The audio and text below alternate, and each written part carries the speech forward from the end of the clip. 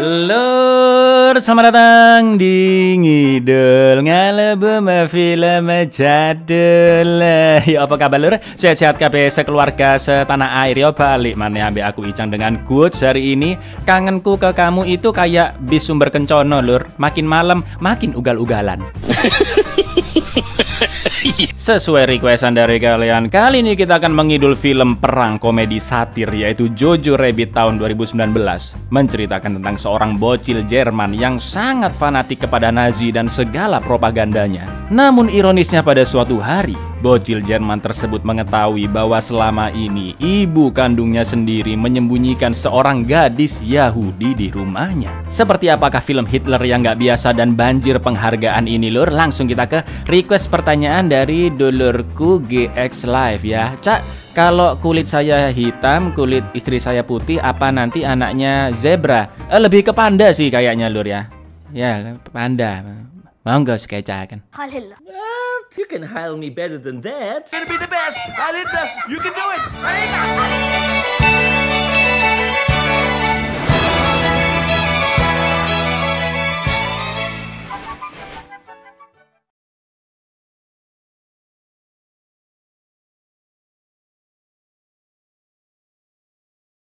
Pada tahun 1940-an di kota Falkenheim, Jerman, Jojo Betzler adalah seorang anak kecil berumur 10 tahun yang baru memulai hari pertamanya mengikuti latihan akhir pekan menjadi pasukan Jungvolk, salah satu divisi dari organisasi pemuda Hitler yang anggotanya anak-anak umur 10 sampai 14 tahun. Seperti anak-anak seusianya di Jerman pada waktu itu, karena propaganda Nazi, Jojo sangat mendukung ideologi negaranya yang sangat mengagung-agungkan ras mereka yaitu ras Arya. Dan pastinya Jojo juga setuju jika bangsa Yahudi harus dihabiskan. Saking percayanya dengan Nazi, Jojo sampai memiliki teman imajinasi yaitu Adolf Hitler sendiri, tapi sangat-sangat berbeda dari aslinya ya kan. Hitler versi Jojo ini terlihat kocak lah dan menjadi figur penyemangatnya. Karena ayahnya yang bernama Paul masih di medan perang di Italia dan Jojo hanya tinggal di rumah bersama ibunya Rosie yang sering berpergian keluar. Pagi itu setelah bersiap dengan seragam barunya dan disemangati oleh Hitler, Jojo pun keluar rumah menyambut hari pertamanya sebagai Jungvolk. Dan inilah Jojo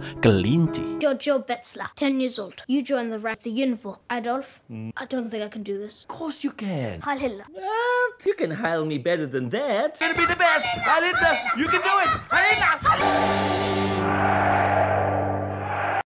Sesampainya di lokasi pelatihan, Jojo berkumpul dengan teman baiknya Yorkie dan anak-anak Jungvolk lainnya untuk mendengar sambutan dari ketua pembimbing yaitu Kapten Klenzendorf beserta perwira Finkel dan Fraulein Ram yang kita panggil Rahma aja lah biar gampang ya lur ya. Klenzendorf pun menceritakan alasan mengapa dia diperintahkan mengurus anak-anak kecil Jungvolk dan tidak diterjunkan ke medan perang. Dulunya Klenzendorf memang ikut berperang, tapi sayangnya dia dialihkan untuk mengurus Jungvolk setelah mata kanannya rusak akibat serangan musuh. Menurut atasannya, seseorang membutuhkan dua mata agar dapat berguna dalam peperangan. Klenzendorf pun membantah pendapat tersebut dengan menunjukkan skill menembaknya yang super jitu meskipun hanya membidik dengan satu mata.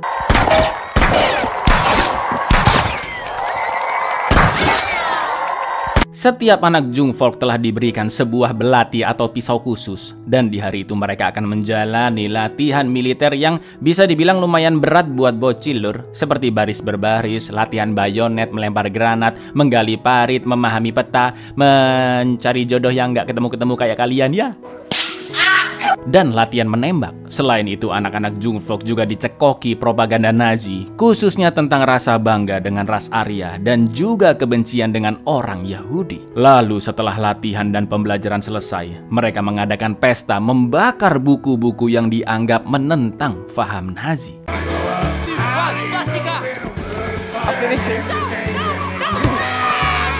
In any other race, it's time to burn some books. Malam itu anak-anak Jungvolk tidur di tenda masing-masing, termasuk Jojo yang satu tenda dengan Yorkie, sambil membahas orang Yahudi yang tadi dijelaskan oleh Bu Rahma. Jojo sangat ingin menangkap orang Yahudi dan diserahkan ke Hitler asli agar dia bisa menjadi orang terdekatnya, seperti pengawal pribadi ataupun sahabatnya. Imagine catching one. I'm giving it to Hitler. Keesokan harinya, beberapa bocah Jungvolk dibawa oleh kakak-kakak pembina, yaitu Hans dan Christoph, untuk latihan membunuh dan menghilangkan rasa tega. Karena terlihat ragu-ragu, Jojo pun dipilih untuk membunuh seekor kelinci dengan cara mematahkan lehernya. Kakak-kakak pembina terus mengintimidasi Jojo, juga mengajak anak-anak untuk menyorakinya agar berani membunuh. Akan tetapi karena tidak tega, Jojo akhirnya melepas kelinci tersebut yang langsung direbut oleh Hans dan mematahkan leher kelinci itu, lalu dibuang begitu saja. Hans dan Christoph pun membuli Jojo dengan mengolok-olok ayahnya yang dianggap pembelot karena masih belum ada kabar selama 2 tahun semenjak dia pergi berperang ke Italia. Jojo pun ditertawakan oleh teman-teman Jungvolknya dan sejak saat itu dia dipanggil Jojo Rabbit karena tidak tega membunuh kelinci, ya kan? Bahkan Christoph menakut-nakuti Jojo dengan akan menginjak lehernya.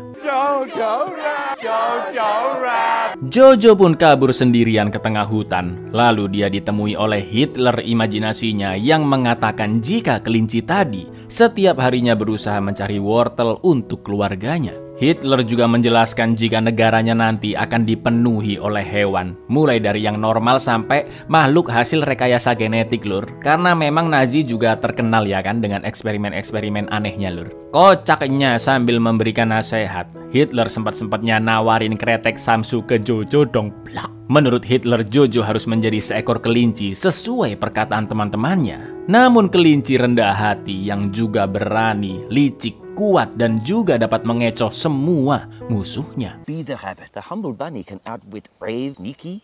Cigarette? Oh, no thanks, I don't smoke.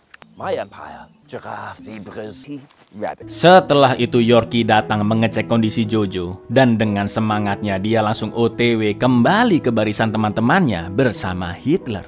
Saat itu Klenzendorf sedang mengajarkan cara melempar granat yang benar. Namun alih-alih masuk ke barisan, saking semangatnya Jojo malah merebut granat dari Klenzendorf dan melemparnya. Lalu yang terjadi? Jojo, where are you going?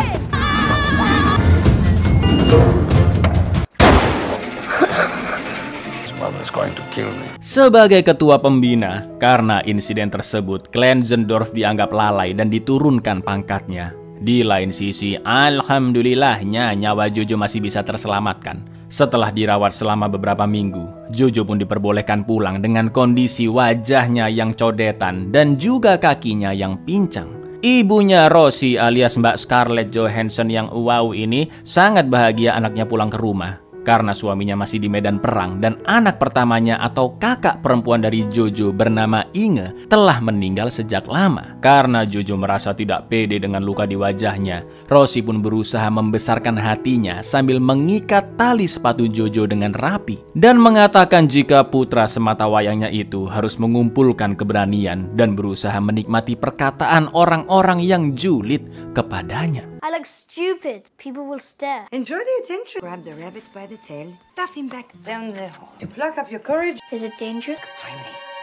Rosie menemani Jojo pergi ke kantor pemuda Hitler dan langsung menghantam Klenzendorf tepat di pistol gombyoknya. Karena insiden Jojo juga terjadi akibat kelalaiannya sebagai pembina. Karena sibuk bekerja dan anaknya harus ada kegiatan, Rosie pun meminta agar Jojo diberi tugas lagi sebagai Jungvolk. Bu Rahma pun memberi 3 pekerjaan, antara lain adalah mengajak jalan bocil-bocil hasil kloningan Nazi, membagikan poster propaganda, dan mengirimkan surat wajib militer.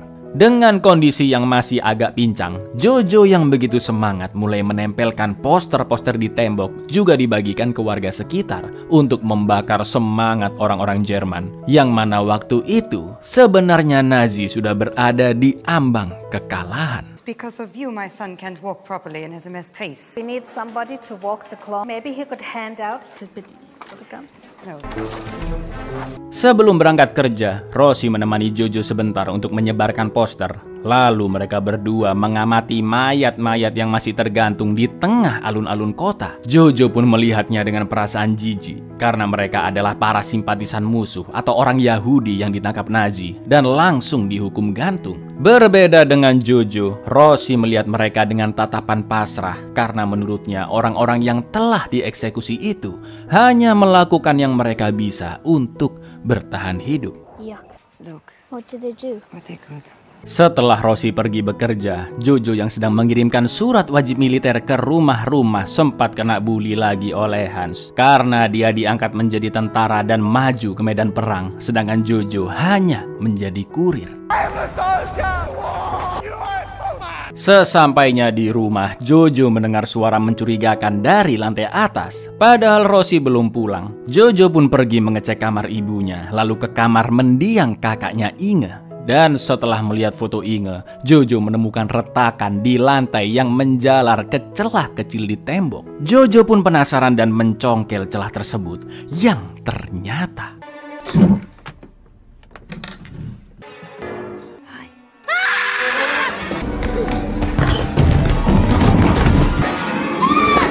Make me run, kids. Say it. A Jew. ternyata selama ini Rosie menyelundupkan seorang gadis Yahudi berusia 15 tahun yang bernama Elsa di balik tembok kamar Inge. Elsa pun langsung menghentikan Jojo yang berusaha kabur, dan Jojo berada di posisi serba salah juga tidak bisa melapor ke Nazi. Karena bukan hanya Elsa yang diringkus, namun Rosie dan Jojo pastinya juga akan dieksekusi karena dianggap menyembunyikan orang Yahudi di rumah. Selain itu, Elsa juga mengancam akan membunuh Jojo jika dia berani memberitahu Rosie tentang kejadian ini. Jojo pun hanya bisa terdiam dan kabur ke kamarnya, sementara Elsa kembali ke lantai 2 sambil membawa pisau jungvolk milik Jojo. Do you know what happens? I'll tell them you will be kaput. I think I'll hold on to this. It's pretty. Jojo pun diskusi dengan Hitler tentang kejadian barusan yang menurut Jojo, Elsa memakai kekuatan hipnotis karena dia tidak bisa melawannya. Apalagi gerakan Elsa juga sangat cepat dan Hitler menyebutnya mirip psikopat Jack the Ripper. Di tengah obrolan mereka, lagi-lagi Hitler menawarkan samsu, lalu mengatakan solusi yang terlalu ngawur lah lur, yaitu membunuh Elsa dengan membakar rumah dan menyalahkan Perdana Menteri Britania Raya, yaitu Winston Churchill. Namun akhirnya Hitler pun setuju dengan keputusan Jojo yang memilih untuk bernegosiasi dengan Elsa. Tapi yang terjadi, She must have used her powers. Mind control. Typical. I've Burn down negotiated. the house and blame Winston Churchill. Or negotiate. Think you should find somewhere else. Not okay. Get the hell out of my. negosiasi Jojo yang meminta Elsa keluar dari rumahnya pun ditolak mentah-mentah. Selain itu, Elsa juga merebut pisau Jojo lagi. Jojo pun kembali ke kamarnya dan kali ini dia marah ketika Hitler lagi-lagi menawarkan samsu kretek karena jelas-jelas dia masih umur 10 tahun ya kan. Lalu Hitler pun memberi solusi di mana Jojo harus membuat situasi di rumah seakan baik-baik saja hingga membuat Elsa menjadi lengah, dan saat itulah Jojo bisa menyerang Elsa ataupun mengusirnya. Setelah itu Hitler pamit pulang karena harus makan malam daging kuda unicorn di rumahnya. Stop offering me damn cigarette. I'm 10. No, what I mean is this. Make her feel safe, be the one in control. That Jew will cut off your Nazi head. It needs to ruin your life. Having unicorn for dinner. Sepulangnya Rosie dari bekerja, dia sempat bingung mencari pisau dapur ketika ingin masak makan malam. Jojo pun mengatakan jika dia mendengar suara aneh dari kamar Inge tanpa menceritakan soal Elsa. Dan menurut Rosie, bisa jadi itu hanyalah suara tikus. Malam itu Jojo masih merasa gelisah dan terus memegangi besi untuk berjaga-jaga jika Elsa tiba-tiba turun menyerang mereka. I heard her. Inge, her ghost. That's so sad for you. Where are all the goddamn knives? Setelah mengantar Jojo tidur, ternyata Rosie lah yang selama ini menyembunyikan Elsa lur. Rosie memberikan makan kepada Elsa dan menyuruhnya untuk bergerak lebih berhati-hati karena Jojo sudah mendengar suara mencurigakan dari lantai 2 dan Rosie tidak mau anaknya tahu tentang keberadaan Elsa karena Jojo pengikut fanatik Nazi. Elsa pun hanya mantuk-mantuk iya-iya aja dan tidak menceritakan jika sebenarnya Jojo sudah menemukannya. Selain itu, Elsa terlihat putus asa dengan hidupnya sebagai orang Yahudi yang terus diburu oleh Nazi. Namun menurut Rosie, Elsa sekarang sedang diuji dan bagaimanapun dia harus berusaha tetap hidup. Di lain sisi, Jojo yang masih belum tidur mendengarkan suara sayup-sayup pembicaraan Rosie dan Elsa. If he knows, then they know. He's a fanatic. They say you can't live. That if that comes true, then they win. Esok harinya sebelum berangkat kerja, Rosie dengan setelan baju kantor dan sepatu putih merahnya menemani Jojo yang sedang latihan berenang, serta menegur Klenzendorf dan perwira Finkel agar tidak ada lagi yang berani membuli anaknya. Jojo, maybe I have to go. See you at home. Setelah Bu Rahma mengurut kaki Jojo yang keseleo, dia diminta istirahat 1 bulan lagi karena kondisi kakinya masih belum pulih dan luka codetnya juga bisa menakut-nakuti bocah jungfok lain. Setelah itu karena baru pertama kali bertemu orang Yahudi secara langsung, Jojo menanyakan kepada Klenzendorf apa yang harus dilakukan ketika melihat orang Yahudi. Klenzendorf pun menjelaskan bahwa Jojo harus lapor kepadanya dan dia akan meneruskannya ke Gestapo atau satuan polisi khusus di Jerman saat itu. Lalu pasukan SS akan mengeksekusi orang Yahudi tersebut, juga siapapun yang membantu di belakangnya. Namun menurut Klenzendorf, bangsa Yahudi masih sulit dibedakan dari orang Jerman dan sering terjadi insiden salah tangkap ataupun orang Yahudi yang bisa lolos begitu saja. Maka dari itu Klenzendorf yakin Nazi akan sangat terbantu jika ada seseorang yang menulis buku tentang orang Yahudi agar penangkapan bisa menjadi lebih efektif. Jojo, maybe I have to go. See you at home. Can I ask you a question about... Tell us, you tell the Gestapo. Got that funny hat down in Paso. Someone should write a book on the subject. Sepulangnya Jojo ke rumah, dia langsung menemui Elsa dan memberitai situasi mereka yang serba salah karena mereka semua akan dieksekusi jika Jojo melaporkan Elsa. Maka dari itu Jojo meminta satu syarat agar Elsa bisa tetap hidup aman di rumahnya, yaitu dengan memberikan informasi tentang orang Yahudi dengan maksud Jojo akan membuat buku panduan untuk membantu Nazi menangkap Yahudi. Jojo meminta Elsa tidak duduk di kasur kakaknya, namun Elsa mengatakan jika dia adalah teman Inge ketika masih hidup. Dan Elsa juga pernah bertemu Jojo saat masih kecil. Akan tetapi karena Elsa tidak menjelaskan dengan serius, akhirnya Jojo pun emosi dan menunjukkan keangkuhannya sebagai bangsa Arya. Tapi yang terjadi, How dare you? I am born Aryan and you were chosen by a pathetic stronger race, huh?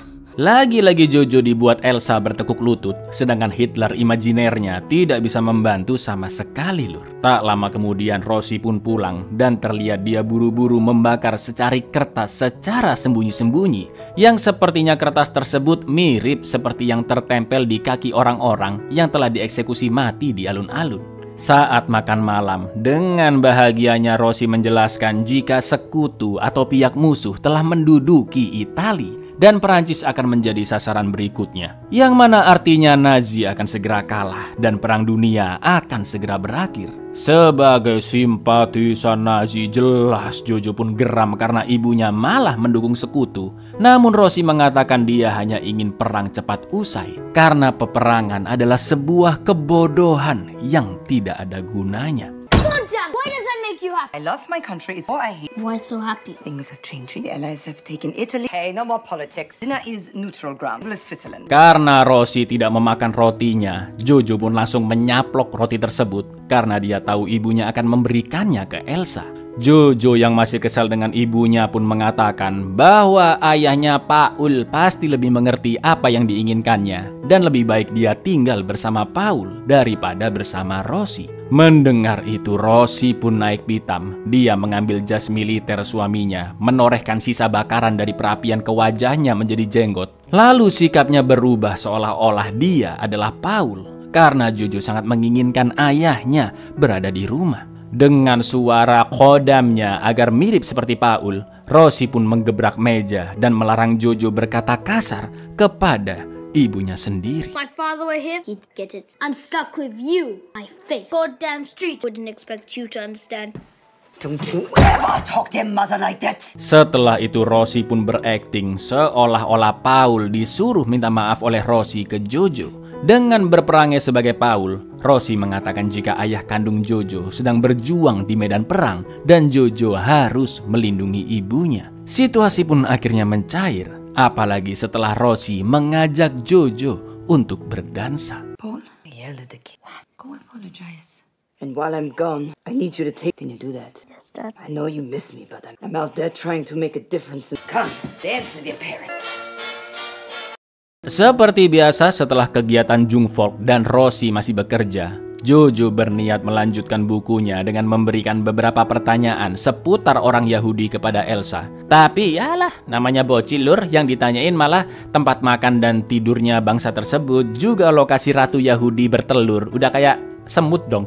Jojo berpikiran seperti itu karena menggambarkan orang Yahudi sebagai monster atau makhluk rendah yang tidak berwujud. Jelas Elsa tidak menjawab dan menganggap Jojo bodoh. Lalu Jojo juga menanyakan tentang asal-usul Elsa beserta keluarganya. Alih-alih menjelaskannya, Elsa merasa Jojo sering menemuinya karena sebenarnya dia merasa kesepian dan tidak punya teman. Namun Jojo pun menjawab, Acu punya banyak teman kok, dan bestiku namanya Yorkie. Situ kali yang nolep ansos nggak punya teman, katanya si Jojo lur. Hanging around with me. Do you have any friends? Of course. Yorkie, I'd like you to draw a picture where you really are an idiot. Sambil sibuk menggambar tempat tinggal orang Yahudi, Elsa menceritakan tentang tunangannya bernama Nathan yang melamarnya dengan membacakan sebuah puisi karya seorang penyair yaitu Rilke. Sekarang Nathan sedang berjuang di perbatasan dan pasti akan datang menyelamatkan Elsa. Lalu mereka tinggal berdua di Paris. Karena masih kecil dan juga memandang rendah orang Yahudi, Jojo pun menyuruh Elsa pergi saja dengan Nathan karena Jerman tidak membutuhkan mereka berdua. Namun Elsa hanya menjawab jika nantinya Jojo menemukan orang yang dia cintai, Jojo pasti akan rela melakukan apa saja. Jojo pun menganggap omongan Elsa hanyalah guyonan semata.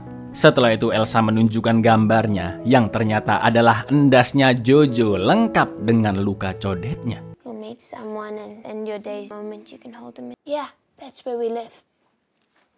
Draw where Jews live. This is just a stupid picture in my head. Hari itu Jojo pergi ke perpustakaan dan mencatat puisi buatan Rilke ke secari kertas. Lalu menulis surat yang seakan-akan ditulis oleh Nathan dan ditujukan kepada Elsa, yang berisi jika Nathan sudah mengejar wanita lain dan telah meninggalkan Elsa. Di surat tersebut Jojo juga menulis Nathan yang berbohong soal pekerjaannya sebagai tentara di perbatasan dan sebenarnya dia seorang pengangguran. Mendengar isi surat tersebut, Elsa pun hanya berkaca-kaca dan kembali ke kamarnya tanpa mengucapkan sepatah kata pun.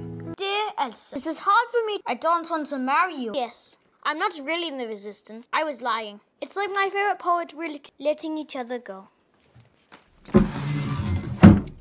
Melihat sikap Elsa, Jojo pun merasa bersalah dan menulis satu surat lagi yang juga dibuat seolah-olah dari Nathan. Setelah itu Jojo membacakannya di depan kamar Elsa dan surat itu berisi ungkapan maaf Nathan yang berubah pikiran dan tetap ingin menikahi Elsa. Lalu Nathan juga bersyukur karena sekarang Elsa dirawat oleh Jojo yang sangat pintar melebihi anak-anak seumurannya. Kepedean memang ini si Jojo ini lur. Mendengar isi surat tersebut, Elsa pun mulai sumringah dan tidak bersedih lagi. Lalu Jojo dan Elsa bermain banyak-banyakan menyebut nama orang-orang terkenal yang berdarah Jerman ataupun Yahudi. Dan Jojo pun kesel karena Elsa bisa menyebutkan lebih banyak. Sebelum Jojo pergi, Elsa berpesan agar Jojo mengabarkannya lagi jika datang surat dari Nathan. Thank God you've been taken care of by that kid. He's a remarkable young man. I changed my mind. I don't want you to kill you. And it's pretty stressful. Beethoven, Einstein, Bach, Gershwin, musician. That all you have? Those letters, will you let me know? Sure, okay. Bye. Ketika Jojo sedang jalan-jalan bersama Rosie, Jojo mengatakan bahwa dia tidak setuju jika cinta adalah hal terkuat di dunia. Karena menurutnya logam, dinamit, dan ototlah yang lebih merusak dan pastinya lebih kuat. Sambil mengikat tali sepatu Jojo, Rosie pun menjawab jika cepat atau lambat Jojo pasti akan merasakan cinta seiring bertambahnya usia. Rosie menganggap Jojo terlalu cepat dewasa karena seharusnya anak umur 10 tahun masih asik main balapan keong sama main Tamagotchi, bukan membahas politik. Rosie ingin anaknya tidak membahas peperangan lagi dan lebih baik bersyukur kepada Tuhan atas kehidupan yang sedang mereka jalani. Lalu Rosie pun berdansa dan scene kembali terfokus ke sepatu putih merah yang dipakai Rosie. Setelah itu di jalan pulang, mereka sempat papasan dengan mobil prajurit Nazi yang baru pulang dari medan perang. Dan Rosie pun berpesan agar mereka segera menemui ibu masing-masing yang sudah menunggu di rumah. Well, I want dance. Welcome home, boys. Now go home and kiss your mother. Ketika ibunya sedang tidak ada di rumah, Jojo pun kembali menemui Elsa dan menanyakan detail tentang orang Yahudi lebih lanjut. Jojo beralasan ingin meneruskan menulis bukunya, tapi sepertinya Jojo memendam rasa suka kepada Elsa. Tatapannya nggak bisa bohong ini ya, bocilin satu ini. Saat kembali ke kamar, Hitler tidak suka Jojo semakin akrab dengan Elsa dan memintanya agar tidak mudah dikendalikan oleh Elsa. Karena menurut Hitler, seorang Jerman harus memiliki pikiran yang bisa menahan intimidasi dari musuh. Hi, you two seem to be getting... Just making sure she was still alive. Do not let her put you in a brain. Do not let your German brain! Saat Jojo sudah tidur, seperti biasa Rosie memberikan makanan kepada Elsa, sekalian ngobrol-ngobrol membahas anaknya Inge yang sudah meninggal, dan dia merawat Elsa karena mengingatkannya kepada sang putri Inge. Rosie menjelaskan jika nanti Elsa sudah dewasa, dia pasti bisa menghirup udara bebas juga menjalankan hidup layaknya wanita seperti Rosie. Dan Elsa pasti bisa mengenali mana orang yang jahat dan mana yang bisa dipercaya. I would love to have seen her grow into a woman, but all her life. How do you know you can trust someone? You trust them. Seperti biasa sebagai Jungvolk, setiap pagi Jojo pergi menemui Klenzendorf di kantornya. Jojo pun bertanya apakah seseorang bisa mendapatkan medali jika melaporkan keberadaan Yahudi. Namun Klenzendorf pun tidak menjawabnya karena lebih fokus mempersiapkan kota sebelum terjadinya penyerbuan dari pihak sekutu. Setelah itu Jojo menjelaskan jika dia sedang menulis buku tentang Yahudi, yang mana Klenzendorf, Finkel, dan Bu Rahma pun tertawa terpinggal-pinggal karena judul bukunya adalah Yuhu-Ju. If someone turned in a Jew, would they get a medal? I'm writing a book. Yuhu-Ju. Setelah itu Jojo diberi tugas mencari besi-besi bekas untuk keperluan perang. Akan tetapi ketika sedang mengitari kota, Jojo pun sempat melihat ibunya yang sedang berkeliling membagikan seonggok flyer secara diam-diam. Karena penasaran, Jojo pun mengecek flyer tersebut yang ternyata berisi ajakan untuk melawan Nazi. Flyer tersebut juga tertempel di para korban hukum gantung di alun-alun dan yang dibakar oleh Rosie di perapian. Kemungkinan besar Rosie melakukan itu untuk menghilangkan bukti jika dia sebenarnya melawan Nazi. Jojo pun jelas kecewa begitu menyadari ibunya tidak sepihak dengan Nazi. Free Germany. Look. What's she doing? She's burning something. Di rumah ketika sedang ngobrol-ngobrol, Elsa yang merasa wajahnya kotor dipersilahkan mandi oleh Jojo sambil menjaganya di depan pintu. Kali ini Jojo tidak bisa membohongi dirinya sendiri jika dia telah jatuh cinta kepada Elsa. Tapi tiba-tiba setelah Elsa selesai mandi, ada seseorang yang mengetuk pintu. Elsa pun buru-buru kembali ke lantai atas sementara Jojo memberanikan diri membuka pintu rumah yang ternyata Heil Hitler, den Hermann Dietz auf die Falkenhayn gestartet. Jojo pun hanya bisa terdiam panik karena agen-agen Gestapo yang dipimpin oleh Hermann akan melakukan penggeledahan orang Yahudi. Lalu tak lama kemudian datanglah Pak Klenzendorf beserta perwira Finkel yang beralasan mampir karena ban sepedanya meledos dan mau memberikan flyer yang biasa disebarkan oleh Jojo sebagai Jungvolk. Hey guys, good to see you. My bicycle got a flat tire. Routine inspection. Oh, we were just passing by. Jojo pun semakin merasa ngeri ketika Hermann mendengar suara gerusak-gerusuk dari lantai 2. Mereka pun lanjut menggeledah kamar Rosie dan Hermann menanyakan kemanakah pisau Jungvolk yang seharusnya satu paket dengan seragam Jojo. Kerasakti pak, ketinggalan pak, kata Jojo. Lalu tiba-tiba It's here. I'm his sister, Inga. Dengan santainya Elsa muncul di depan semua orang dan mengaku sebagai kakak Jojo, yaitu Inga. Elsa beralasan pisau itu dipegang untuk menjauhkan Jojo dari kamarnya karena sering mengganggu. Herman pun lanjut mengecek kamar Inge dan untungnya mereka tidak menemukan pintu ruangan tersembunyi di sana. Namun Herman meminta KTP milik Inge. Elsa pun berusaha tetap tenang dan berhasil menemukan KTP Inge di laci. Klenzendorf pun mengecek KTP itu yang untungnya wajah Inge agak-agak mirip dengan Elsa. Lalu Klenzendorf memberi 2 pertanyaan untuk mengetes apakah gadis di depannya benar-benar Inge. Yang pertama, umur berapakah dia di foto itu? Karena wajahnya agak berbeda dengan yang sekarang. Dan yang kedua, kapan tanggal lahir Inge? Elsa pun terlihat semakin tegang dan berusaha menjelaskan meskipun agak terbata-bata. Yang pertama, foto itu diambil 3 tahun yang lalu, sedangkan tanggal lahir Inge adalah 1 Mei 1929. Date of birth? 1st of May, 1929. Correct. How old are you in this photo? They're 3 years old. Wait.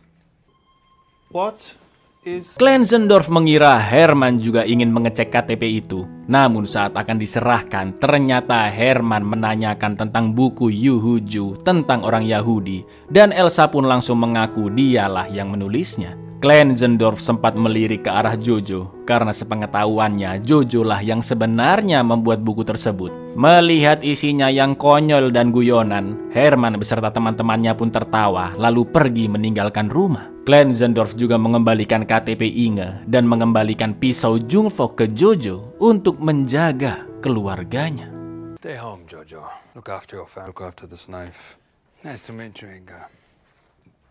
Akhirnya mereka berhasil selamat, namun Elsa ketakutan karena ternyata dia salah menyebutkan tanggal lahir Inge yang seharusnya tanggal 7 Mei bukan 1 Mei lur. Itu artinya Klenzendorf sengaja datang ke sana karena ingin membantu Jojo juga Elsa. Dan pastinya Klenzendorf melihat tanggal lahir di KTP yang berbeda tadi. Elsa pun yakin mereka semua akan segera ditangkap. Tapi Jojo berusaha menenangkan Elsa dan akan menjelaskan ke ibunya jika selama ini mereka sudah saling mengenal. Selain itu, Elsa bisa melanjutkan hidup dengan memakai identitasnya Inge karena tidak ada yang tahu jika Inge sebenarnya sudah meninggal. He was helping us. I'll be back. Figure out she's dead, then I'll be dead. She was born on the 7th. Not the 1st. I'll tell Mama everything when she gets home. I know we're friends. Nobody really knows that you could be her. Jojo berkata kepada Hitler jika Elsa tidak terlihat seperti orang jahat. Mendengar itu, Hitler pun menganggap iman Jojo mulai goyah dan mengingatkan bagaimana seharusnya seorang Nazi mengambil sikap pada situasi genting menghadapi seorang Yahudi seperti Elsa. She doesn't seem like a bad person. Your loyalty to myself. It is up to you to decide or disappear with only zealous men who stand in memory forever. Karena ibunya masih belum pulang, Jojo pun keluar membeli makanan. Layar film yang tadinya selalu cerah sekarang berubah menjadi kebiruan. Mungkin karena Jojo memperhatikan orang-orang di sekitar yang sedang bersiap menghadapi serbuan sekutu. Setelah itu Jojo tertarik dengan seekor kupu-kupu biru yang begitu indah. Dia pun mengikuti kupu-kupu tersebut yang terbang menuju ke alun-alun kota. Sampai akhirnya Jojo melihat sepatu yang begitu familiar tepat di depan wajahnya. Dan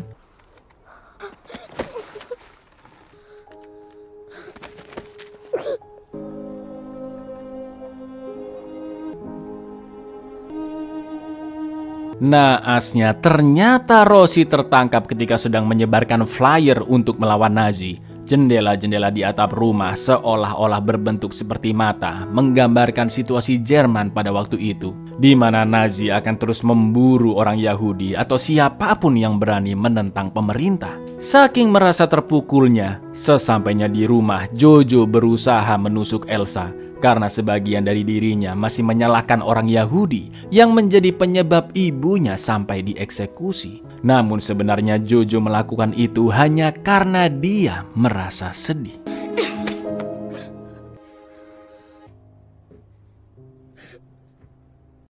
Malam itu Jojo sangat merasa sedih dan kesepian. Mereka pun ngobrol-ngobrol dan Elsa menjelaskan bahwa selama ini ibu dan bapak Jojo bekerja sebagai intel yang melawan Nazi.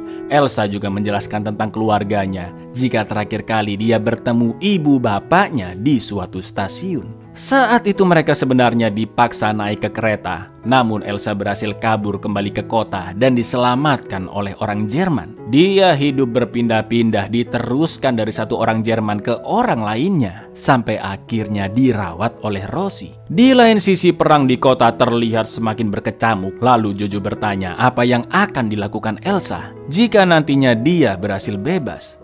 Elsa pun menjawab dia akan berdansa ketika benar-benar bisa keluar dari rumah. Did you know? Only that she worked with her friends. And the last time I saw my parents was stationed on a train. So if I'm still here, my parents went to a place you don't come. Keesokan harinya, karena tidak punya uang dan bahan-bahan makanan, Jojo pun terpaksa keluar mencari apapun yang bisa dimakan dari tempat-tempat sampah, juga mengumpulkan ranting-ranting kayu untuk menyalakan perapian. Selain itu, Jojo juga berusaha mengungkapkan rasa cintanya kepada Elsa melalui surat yang dia tulis atas nama Nathan.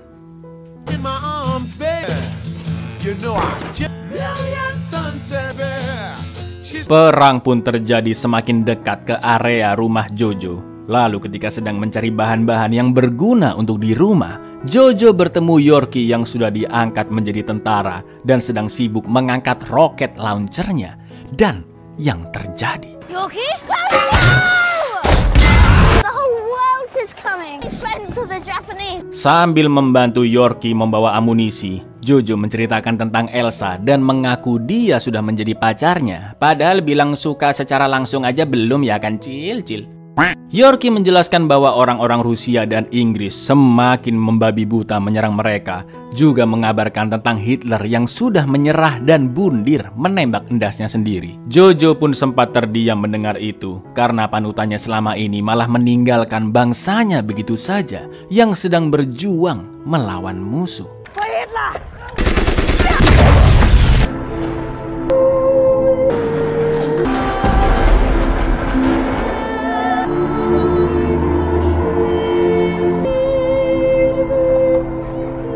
Karena situasi begitu mengerikan, Jojo pun lari menyelamatkan diri dan bersembunyi di sebuah reruntuhan gedung. Sampai akhirnya situasi mulai tenang, Jerman pun akhirnya kalah dalam peperangan dan sekutu berhasil menduduki kota Falkenhayn.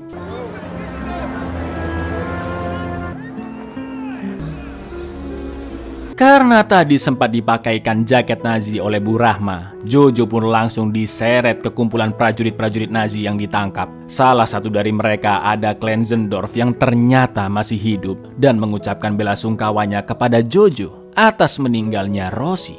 Lalu Klenzendorf juga meminta maaf telah menertawakan buku Yahudi buatan Jojo dan menyuruhnya segera pulang untuk menjaga kakaknya Inge alias Elsa. Setelah itu Klenzendorf pun melepas jaket Nazi Jojo dan mengusirnya seolah-olah dia adalah orang Yahudi agar sekutu tidak mengeksekusi Jojo. I've been meaning to tell you. I think your book is really great.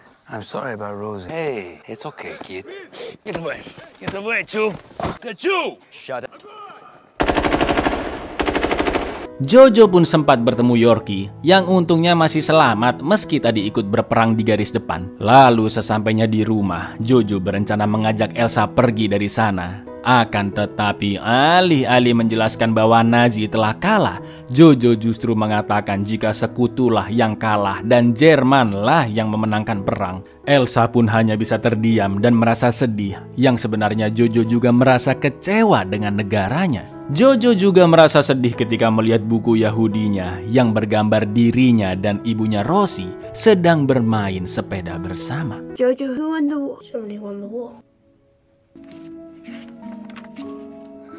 Lagi-lagi Jojo mengungkapkan perasaannya ke Elsa lewat surat yang dibuat atas nama Nathan. Surat itu berisi Nathan yang menyemangati Elsa agar terus melanjutkan hidup meskipun Jerman memenangkan perang, dan Nathan juga telah membuat rencana bersama Jojo untuk menyelamatkan Elsa yang nantinya Nathan akan tinggal bersama dengan Elsa di Paris. Akan tetapi Elsa mengatakan jika sebenarnya Nathan telah meninggal tahun lalu karena penyakit TBC. Nah kan, berarti selama ini Elsa sadar lur jika surat itu sebenarnya ditulis oleh Jojo sendiri. Yang mana akhirnya mau nggak mau Jojo pun jujur jika selama ini dia mencintai Elsa dan ternyata Elsa juga mencintai Jojo. Namun Jojo masih beranggapan Elsa hanya mencintainya sebagai adik-adian. Well, thing is, I love you. Love you too. As a younger brother. Yes, you. Thank you, Jojo. You've been so good to me. Get your things together. We're leaving. Ketika sedang bersiap-siap di kamarnya, Jojo kembali bertemu Hitler imajinasinya, lengkap dengan luka tembak di kepalanya. Hitler memaksa Jojo untuk melupakan cintanya kepada Elsa dan kembali menjadi seorang Nazi yang patuh. Kali ini Jojo menolak permintaan Hitler, juga tidak memberikan salam dan langsung menendangnya keluar. You're gonna forget about that disgusting, right? Put it on. You're in love with her, aren't you? I just said yes. I knew it! Hitler. Elsa sudah menunggunya di depan pintu. Lalu Jojo menalikan sepatu Elsa persis seperti cara yang diajarkan mendiang ibunya Rosie. Setelah itu Jojo pun membuka pintu rumah. Dan setelah sekian lamanya tersekap di dalam sana, Elsa begitu terkejut melihat dunia luar, apalagi tentara Amerika melintas di depannya. Elsa pun akhirnya tahu jika Jojo berbohong tentang kemenangan Jerman. Ready? Yeah. I made it. Probably deserve that. Setelah praktek Holocaust yang dilakukan Nazi terhadap Yahudi selama 4 tahun dari 1941 sampai 45, akhirnya Jerman pun kalah, begitu pula dengan rezim Nazi. Kini Elsa bisa benar-benar bebas menghirup udara luar tanpa merasa cemas sedikit pun. Sesuai dengan apa yang dia katakan, Elsa pun berdansa dengan orang yang dicintainya, yaitu Jojo. Lalu film pun ditutup dengan puisi karya Rilke yang bermakna seseorang harus berusaha menerima apapun yang terjadi kepadanya, baik itu hal buruk maupun yang baik. Karena bagaimanapun, manusia harus selalu berusaha menghadapi masalah agar hidupnya bisa tetap berjalan.